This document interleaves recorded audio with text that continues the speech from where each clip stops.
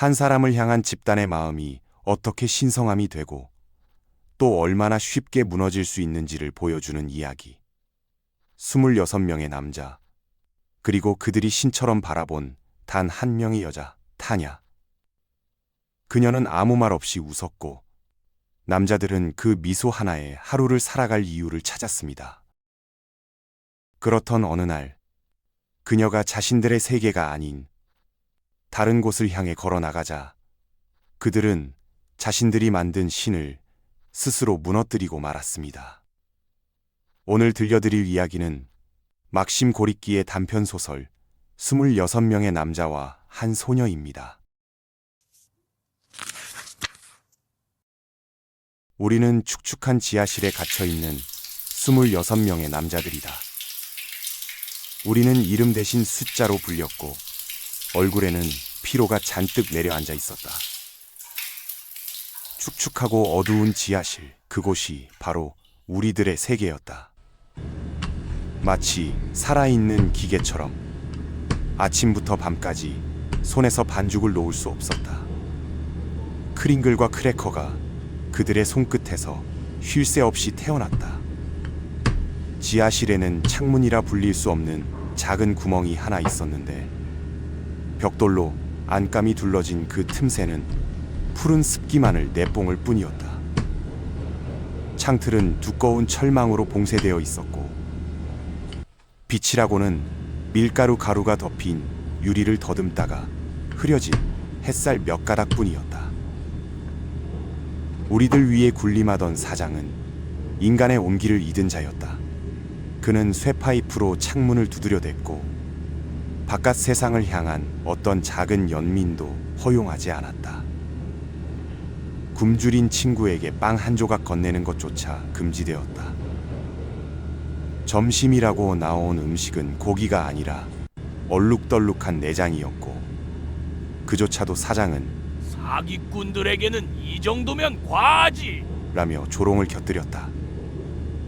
낮고 무거운 천장이 짓눌러 오는 돌상자 안, 그곳은 삶이라 부를 수 없는 공간이었다. 그 흐름이 천장에 늘어붙고 거미줄이 구석구석에 퍼져 있었다. 벽은 두껍고 축축했으며 먼지와 곰팡이로 뒤덮여 있었다. 그 그늘 속에서 시간은 느리게 썩어갔고 숨을 들이쉴 때마다 역겨운 눅눅함이 폐 깊숙이 들어왔다. 그러나 그 속에서도 어딘가에는 아직 인간의 온기가 남아 있었다. 말없이 반죽을 넘겨주는 손길, 거미줄을 털어내며 웃어 보이려 애쓰는 눈빛, 때때로 지하실을 울리는 짧은 노래 한 소절. 우리들은 26개의 기계였지만 동시에 26개의 마음이었다. 우리는 오전 5시면 일어났다. 정확히 말하자면 잠에서 깨는 것이 아니라 잠을 자지 못한 채 다시 일에 나섰다. 하루는 그렇게 시작되었다. 무심하고 지친 손으로 동료들이 밤새 만들어 놓은 반죽을 집어들고 크링글을 빚기 시작했다. 손끝의 감각은 이미 오래전에 잃은 지 오래였고 단단하고 질긴 반죽이 손야기에서 모양을 갖춰가는 동안 우리는 그저 하나의 반복되는 동작에 몸을 맡겼다. 누군가는 테이블 아래에서 다리를 앞으로 뒤로 흔들었다. 저림을 막기 위한 습관이었다. 누군가는 물과 밀가루를 섞으며 묵묵히 팔을 휘저었다. 반죽 냄비에서는 하루 종일 물이 끓었고 그 끓는 소리는 무언가 슬픈 노래 같았다. 스토브 위에서는 제빵사의 삽이 짧고 빠르게 오가며 삶은 반죽을 뜨거운 벽돌 위로 튀겨냈다. 작업장 전체를 붉게 물들이는 불꽃, 그리고 그 불빛을 비추는 오븐은 마치 괴물 같았다. 땅속에서 솟아오른 머리처럼 커다란 입을 벌리고 타오르는 불을 내뿜었다. 그 위에는 2개의 움푹팬 구멍이 있었다. 그것은 눈이었다. 살아있는 듯, 그러나 영혼 없는 눈동자였다. 무표정한 채로 우리의 노동을 지켜보았고 희망도 연민도 없는 시선으로 우리를 응시했다. 매일같이 발은 밀가루 가루와 흙 속을 뚫고 마당으로 끌려나갔고, 습기와 악취로 가득한 공간 속에서 우리는 다시 반죽을 만들었다. 손에 땀이 배이면 그것이 곧 반죽의 일부가 되었다. 우리는 그 반죽으로 크링글을 빚었다. 그러나 그 크링글은 우리의 것이 아니었다. 우리는 결코 그것을 입에 넣지 않았다.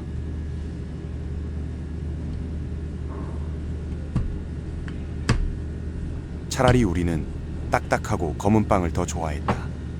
9명씩 마주 앉아 길게 늘어진 테이블에 앉으면 손과 손가락은 기계처럼 움직였다. 너무 익숙해져 버린 일, 너무 오래된 습관. 우리는 서로의 얼굴 주름까지 외우게 되었고, 굳이 말하지 않아도 모든 것을 알 수 있었다. 대화는 사라졌고 욕설조차 사라졌다. 감정이 사라졌기 때문이다. 말 대신 침묵, 그 침묵조차 너무 익숙했다. 그런 어느 날 누군가가 아주 조용히 노래를 흥얼거렸다. 마치 낙엽이 떨어지는 소리처럼. 말라버린 감정 속에서 흘러나온 처음엔 한 사람, 다음엔 두 사람, 그러다 셋, 넷. 결국 우리 모두가 함께 불렀다. 우리는 노래로 말했고, 노래로 울었으며, 노래로 버텼다. 그것은 감옥을 찢는 소리 같았고, 스스로를 일으키는 유일한 순간 같았다. 그 속에서 누군가는 눈을 감고 노래를 불렀다. 그에게 그 노래는 어쩌면 무언가를 떠올리게 했을 것이다. 햇빛이 쏟아지는 길, 자유롭고 따뜻했던 기억. 지하실의 천장은 여전히 닫혀 있었지만 그 순간만큼은 우리 모두가 조금은 그 바깥을 바라볼 수 있었다. 오븐 불꽃은 여전히 깜빡이고 있었고, 빵집 삽은 여전히 벽돌을 치고 있었다. 물은 냄비 속에서 흐르르 흐르고 있었고, 벽에 비친 불길은 떨리며 소리 없이 웃고 있었다. 마치 그 웃음이 우리의 고단한 하루를 조롱하듯 조용히 퍼져나갔다. 그리고 우리는 다른 사람들이 우리의 슬픔에 붙인 말들을 노래했다. 누군가의 조롱, 누군가의 연민, 누군가의 무관심이 가사로 스며들었고, 그 말들을 입에 담으며 우리는 이상하게도 마음을 다독였다. 살아있는 사람들의 무거운 그리움은 태양을 가렸고, 노예들의 슬픔은 창 없는 천장을 뚫고 올라가지 못했다.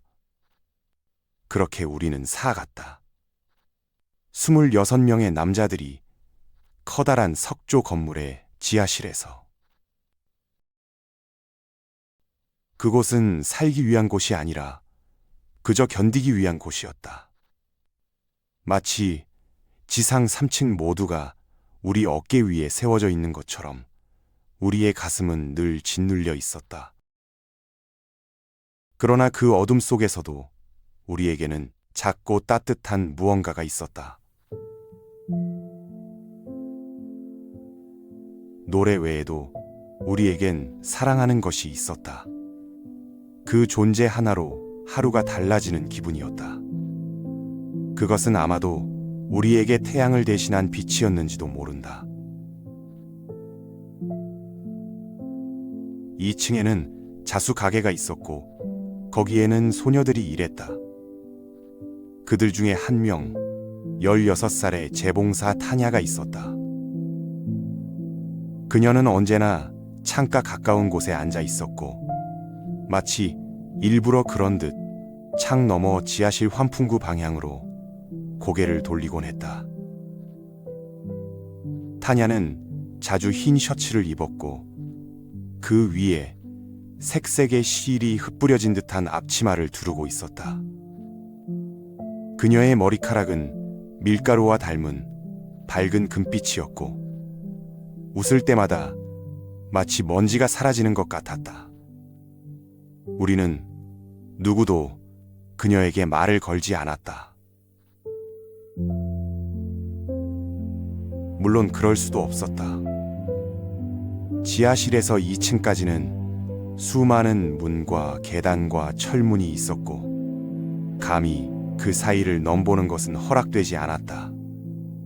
그러나 누군가가 노래를 부르면 그 노래는 천천히 위층으로 스며들었고 어쩌면 타냐는 그 노래를 들었을지도 모른다.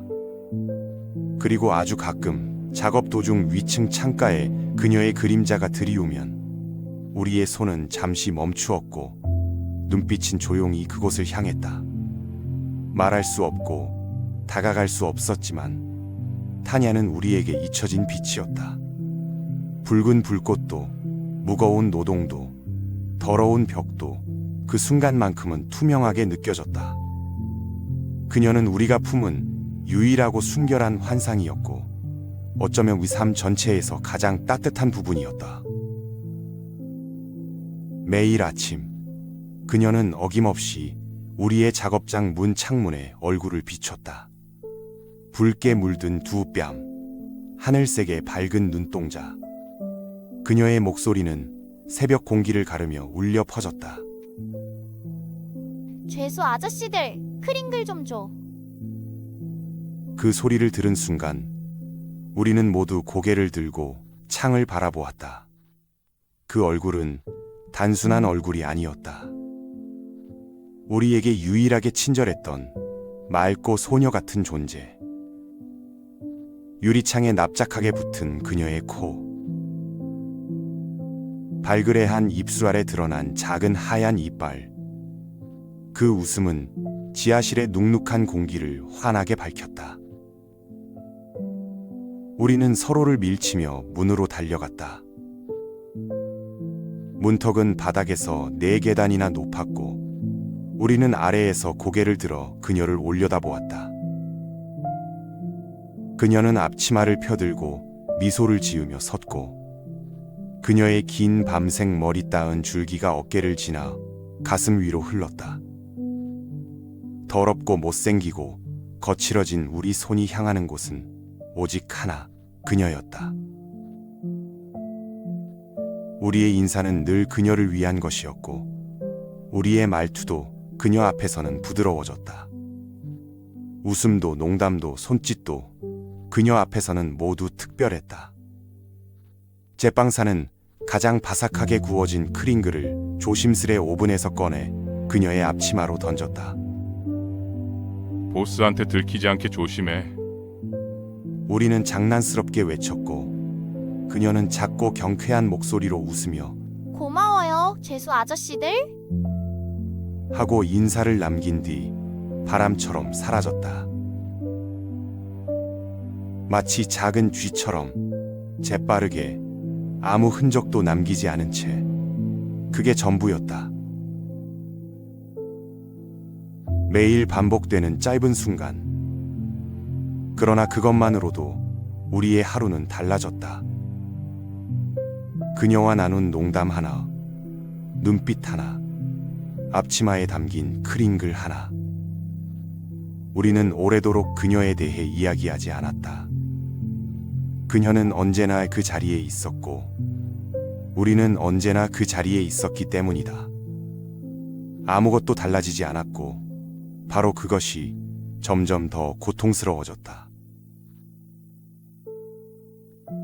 사람이 살아가면서 아무것도 변하지 않는다는 건 영혼을 서서히 죽이는 일이다. 주변이 그대로인 만큼 오히려 내 안에서 일어나는 균열이 더욱 크게 다가온다. 우리는 여성에 대해 함부로 말하는 데 익숙했다. 어쩌면 우리 주위의 여성들이 그렇게 대우받을 자격밖에 주지 못했기 때문일지도 모른다. 그러나 타냐마는 달랐다. 그녀에겐 아무도 거친 말을 하지 않았고 손끝 하나 닿지 않았다. 그녀는 우리가 감히 더럽힐 수 없는 존재였다. 그녀는 오랫동안 머무르지 않았다. 마치 하늘에서 떨어진 별처럼 잠시 반짝였다가 사라졌다. 그러나 그녀의 미소는 남았다. 작은 몸짓 하나에도 우리가 경외심을 느꼈다. 우리는 아무것도 아닌 존재였지만 그녀 앞에서는 조금은 나아지고 싶었다. 우리는 그녀에게 크링글을 바쳤다. 매일 그것은 의식처럼 반복되었다. 그것은 단순한 음식이 아니었다. 신성한 재물이었다. 그녀는 그것으로 살아가는 유일한 사람처럼 느껴졌고, 그것이 그녀와 연결해주는 끈이었다. 우리는 그녀에게 조언을 해주었다. 옷을 따뜻하게 입으라고, 계단에서 뛰지 말라고, 무거운 짐은 들지 말라고. 그녀는 웃으며 들었고, 언제나 우리의 말을 따르지 않았다. 그러나 우리는 개의치 않았다. 중요한 건 우리가 그녀를 걱정하고 있다는 사실을 그녀가 아는 것이었다. 그녀는 가끔 우리에게 다양한 부탁을 하곤 했다. 지하실의 무거운 문을 열어달라거나 나무를 패달라는 말들이었다. 그런 순간마다 우리는 앞다투어 손을 들었고 말없이 움직였다. 그녀의 부탁은 우리에게 명령이 아니라 축복처럼 느껴졌다. 그 무거운 문 하나를 열어주는 것만으로도 우리는 하루를 살아갈 이유를 얻었다. 그런데 어느 날 우리 중 한 명이 용기를 내어 그녀에게 셔츠 수선을 부탁했다. 그에게 그것은 단 하나뿐인 셔츠였고 단지 단추 하나가 떨어졌을 뿐이었다. 그러나 그녀는 웃음을 터뜨렸다. 경멸이 섞인 짧은 웃음과 함께 말했다. 재수 아저씨, 난 할 일이 많다고요. 그 순간 우리는 모두 숨을 죽였다. 곧이어 터진 것은 웃음이었다. 그녀가 아닌 그 바보 같은 동료를 향한 웃음. 그날 이후 우리는 더 이상 그녀에게 어떤 부탁도 하지 않았다. 우리는 그녀를 사랑했기 때문이다. 사랑은 때로는 거리두기였고 침묵이었고 바라보는 것이었다. 남자는 언제나 사랑을 바친다. 그 사랑이 숨막힐 수도 더러워질 수도 때로는 사랑하는 이를 존중하지 못한 채 상대의 삶을 침범할 수도 있다. 그러나 우리에겐 타냐뿐이었다. 우리가 가진, 우리가 지켜야 할 유일한 대상. 가끔 그런 생각도 들었다. 왜 우리는 그 아이를 그렇게 애지중지하는 걸까? 그녀의 무엇이 그렇게 대단한 거지? 그러나 그런 질문은 금세 사라졌다.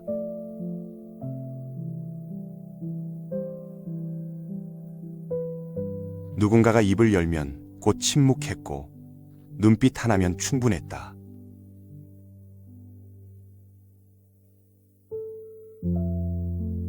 우리는 누군가를 사랑해야 했고 그녀가 바로 그 대상이었다.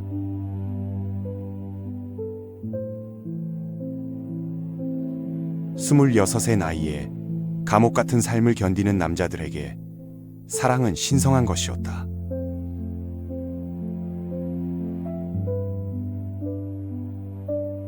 누군가를 향한 감정이 조롱당한다면 그것은 곧 우리 존재 전체를 부정하는 것이었다. 우리는 그녀를 신처럼 여겼고 그 믿음을 지키기 위해 스스로를 단단히 묶었다.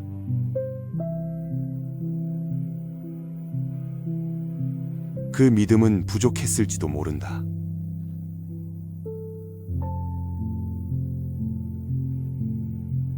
그러나 그것이 우리 전부였다. 그렇기에 우리는 항상 우리가 사랑하는 것이 동료들에게도 신성하게 여겨지길 바랐다.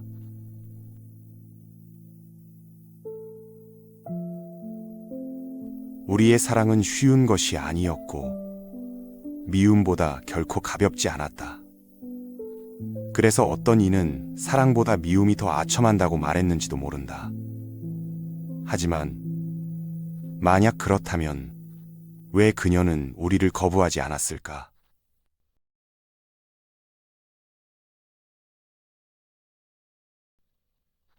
크랭그를 만드는 것 외에도 우리 사장은 빵집을 운영했다.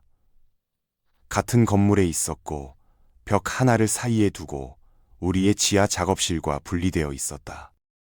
그러나 4명의 빵집 주인들은 우리와 철저히 선을 그었다. 그들은 자신들의 일이 훨씬 깨끗하다고 여겼고, 따라서 우리보다 더 위에 있다고 생각했다. 그들은 결코 우리 쪽으로 들어오지 않았고, 밖에서 마주치면 웃으며 수군거렸다. 우리는 그들과 마주치지 않도록 애썼다. 사장은 우리가 빵을 훔칠까봐 우리에게 그들과 접촉하지 못하게 했고, 이는 그들을 더욱 높은 위치에 있는 사람들처럼 느끼게 했다. 우리는 그들을 부러워했다. 그리고 좋아하지 않았다. 그들의 일은 우리보다 훨씬 수월해 보였고, 그들은 더 많은 빵을 만들고 더 잘 먹었다. 무엇보다 그들은 넓고 햇빛이 들어오는 작업장에서 일했다. 그들의 얼굴은 건강했고 옷은 깨끗했다. 반면 우리는 누렇고 회색이었다. 몇몇은 매독에 걸려 있었고 딱지가 얹힌 피부를 가졌으며 한 명은 류머티즘으로 불구가 되었다. 쉬는 날이면 그들은 잘 다려진 재킷을 입고 반짝이는 부츠를 신었다. 2명은 아코디언을 연주했고 시립공원에서 유쾌하게 시간을 보냈다. 우리는 더럽고 헐거운 누더기를 입었고 발에는 낡은 신발이나 가죽으로 만든 인피 신발을 신었다. 경찰은 우리가 공원에 들어오는 걸 막았고 그런 차별은 말없이 분노로 쌓여갔다. 우리가 어떻게 그들을 좋아할 수 있었겠는가? 그러던 어느 날 그들 중 빵 굽는 사람 중 하나가 술에 진탕 취한 모습을 보고 사장은 그를 해고했다. 그리고 곧바로 새 사람을 고용했다. 그는 군복을 입었던 남자였고 눈부신 새틴 조끼에 금줄이 달린 시계를 차고 다녔다. 우리는 그가 궁금했다. 말쑥하게 정돈된 외모, 반듯한 걸음걸이, 세상과 거리가 먼 표정. 가끔 우리 중 한 명이 마당으로 달려나가 그를 몰래 훔쳐보곤 했다. 그러던 어느 날 그는 우리 작업장에 나타났다.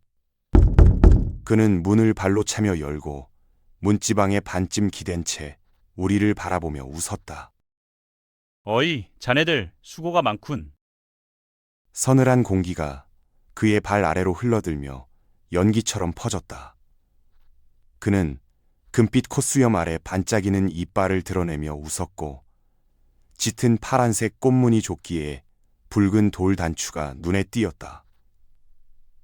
그의 시계줄은 반짝였고 단정하게 풀 먹인 하얀 모자와 티끌 하나 없이 깨끗한 앞치마, 날카롭고 윤기 나는 부츠까지. 그의 존재는 우리가 알던 어떤 인간과도 달랐다. 제빵사가 조용히 문을 닫아달라고 했지만 그는 천천히 사장에 대해 묻기 시작했다. 우리는 서로 눈짓을 주고받으며 그가 어떤 자인지 말하려 애썼다. 악당, 고문자, 사기꾼. 하지만 다 표현할 수는 없었다.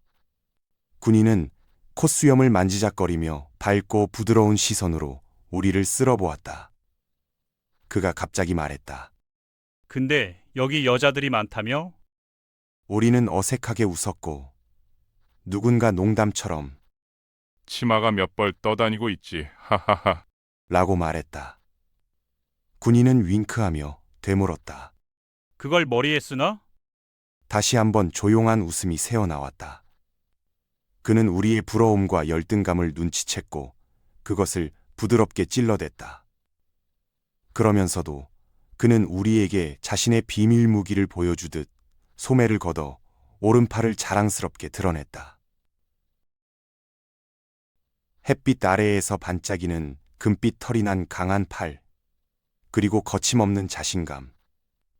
그는 여자들이 어떻게 자신을 향해 달려오는지를 생생하게 묘사하며 마치 영웅담처럼 이야기했다.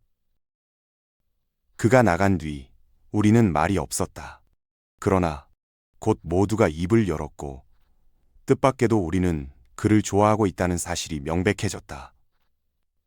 친절했으며 말도 걸어줬고 무시하지 않았던 유일한 사람이었다.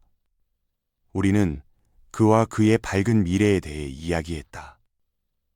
그러나 그와 함께 떠오른 또 다른 그림자가 있었다. 타냐, 누군가 조심스럽게 입을 열었다. 그가 어린 타냐를 타락시키지 않았으면 좋겠어. 그 말에 우리는 말을 잃었다. 그의 매끄러운 자신감이 그녀와 우리 사이의 간극을 더 크게 만들고 있다는 걸 느꼈다. 일부는 그녀가 그를 거부할 거라고 주장했고, 일부는 그를 이길 수 없을 거라 했다. 경론 끝에 우리는 결론을 내렸다.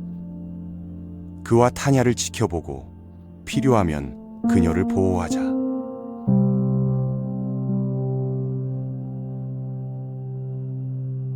한 달이 흘렀다. 그는 여전히 빵을 굽고 재봉사들과 어울리고 우리 작업장에 얼굴을 비췄다. 그러나 더 이상 아무 말도 하지 않았다. 그저 콧수염을 비틀고 입술을 핥을 뿐. 그리고 우리 모두는 여전히 지하에 있었다. 매일 아침 타냐는 여전히 크링글을 먹으러 왔다. 언제나처럼 다정했고 친절했고 밝았다. 군인 이야기가 자연스럽게 대화에 섞였고 타냐는 그를 송아지 눈이라 부르며 장난스럽고 유쾌한 별명들을 늘어놓았다. 그녀의 그런 말투는 우리를 진정시켰고 또 자랑스럽게 만들었다. 우리는 그녀가 그 군인을 다룰 수 있다고 믿었고 그녀를 더욱 사랑하게 되었다. 어느 날 아침, 그 군인이 술에 취해 작업장에 들어왔다. 그는 헝클어진 웃음과 함께 말했다. 두 여자가 날 두고 싸웠어요. 리드카와 그루슈카가 몸싸움을 하더라고요. 정말 웃겨요? 안 그래요? 그는 깨끗하고 편안한 모습으로 우리의 좁고 눅눅한 공간에서 당당하게 앉아 있었고 우리는 아무 말 없이 그를 바라볼 수밖에 없었다.